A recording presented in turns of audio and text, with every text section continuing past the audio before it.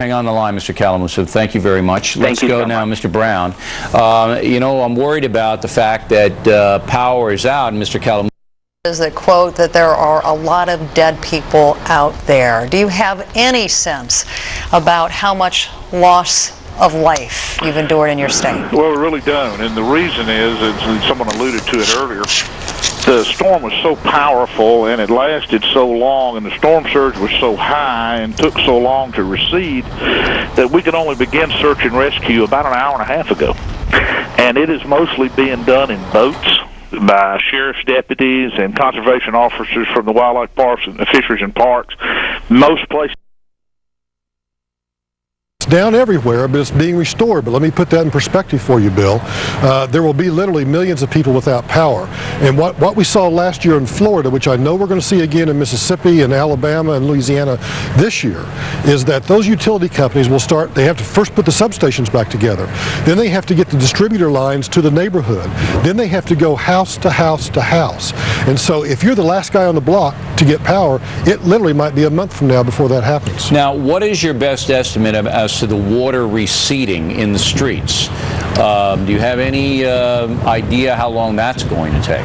Well, I don't want to be flippant, but I'll tell you it's going to be a long time.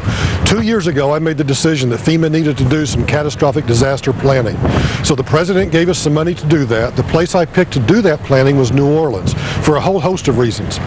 Now, we averted a catastrophic disaster here, but a lot of the things that we anticipated, that we practiced for, are coming true.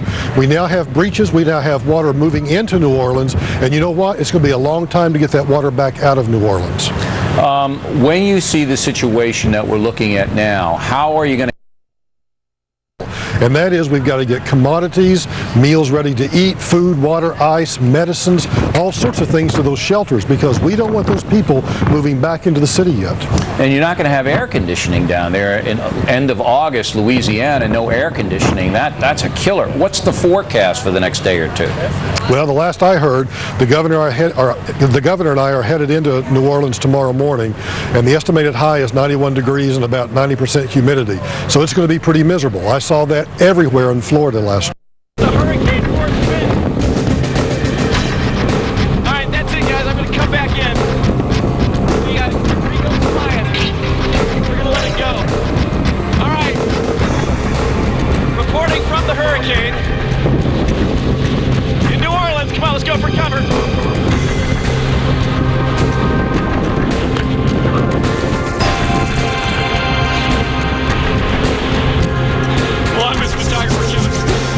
The power of Katrina is so obvious from watching those pictures after she made landfall, as that reporter just told us, about 8 a.m. this morning. The city absolutely devastated by Katrina, and it happens to be floodwaters in the French Quarter spelled a disaster that would have been felt for decades.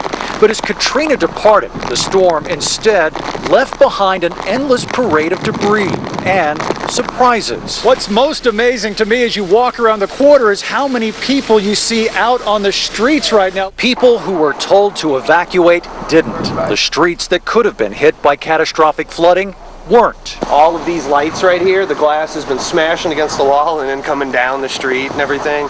Mike Bevis and Katia Becknell felt their century-old apartment building was up to the challenge. They made it through with just some damage to the kitchen ceiling. These buildings down here, they've been here for so long, and the way they were built, that some of them, they're as tough as a bank vault, really. The wind was rolling in this way.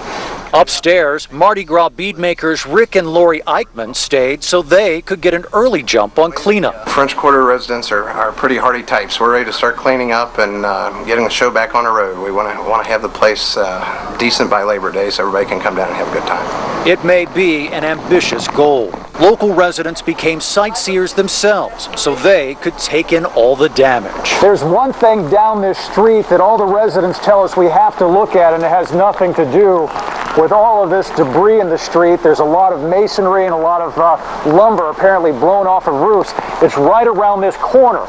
In this park, we can see some huge trees that are down, crashing through the gate over here.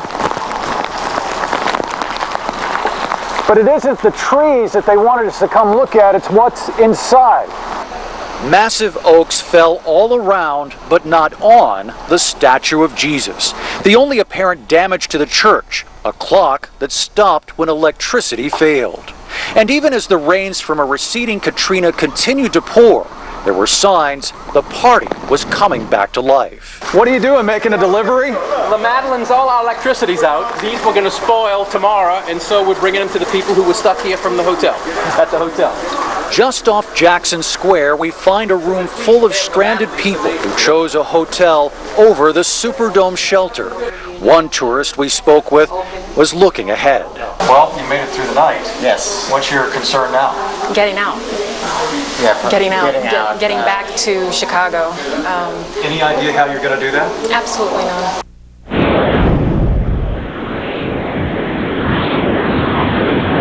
But for now, officials are urging.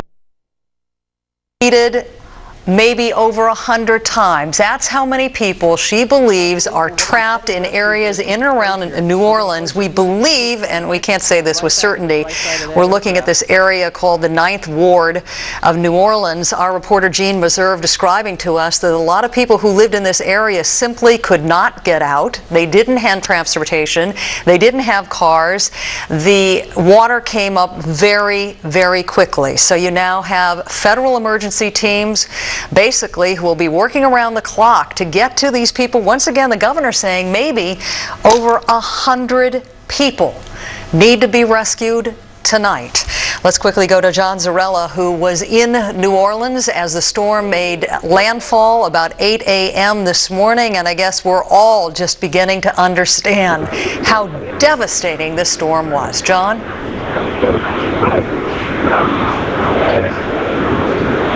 Well, and you know, in a way, how lucky they were, because how much worse this could have been. All of those horrific stories we're hearing about the rescues on the rooftops, all of that had been talked about ad infinitum by emergency managers. What would happen, what would come to pass, the quick rising water that you had mentioned, people stuck on their rooftops, unable to get out, and the fact that these people had no transportation, no way out of the city. That's why the Superdome was opened, so that these people could get to the Superdome, those that could not get out of the city. But they knew all along this would be the case for some, and in fact it has been the case. And all over today as we drove around New Orleans, even though it was not, and in fact it has been the case, and all as in the 9th Ward there, it was very bad in many other places. Every street you went down, there was water, at least a foot, sometimes 2 feet of water.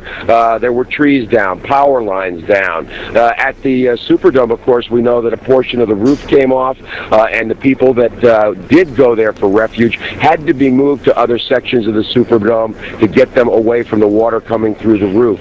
And, you know, with all the heroic efforts that you've been reporting on and you've been seeing, of course, there's the other side of the story of human beings taking advantage of the situation. We drove by a Winn-Dixie supermarket. We saw at least 50, maybe 75 people in there coming out with shopping carts filled with groceries.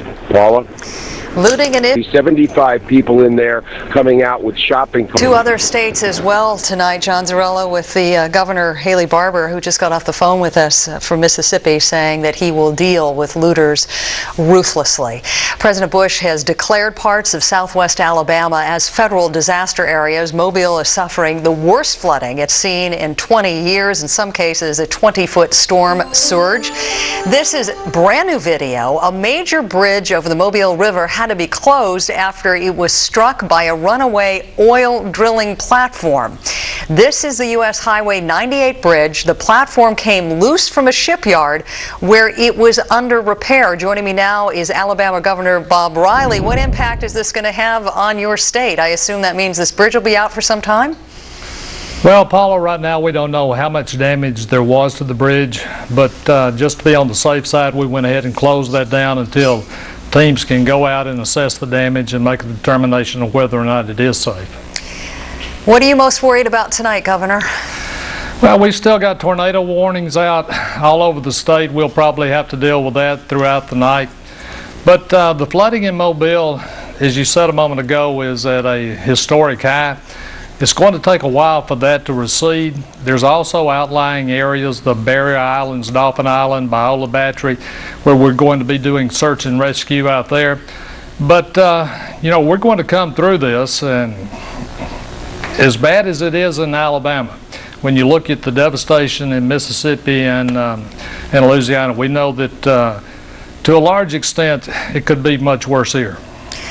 I guess that's an important perspective to keep in mind when you see so much pain out there. I know you probably were stunned by the pictures we just saw of one of those rescues taking place by the Coast Guard outside of New Orleans.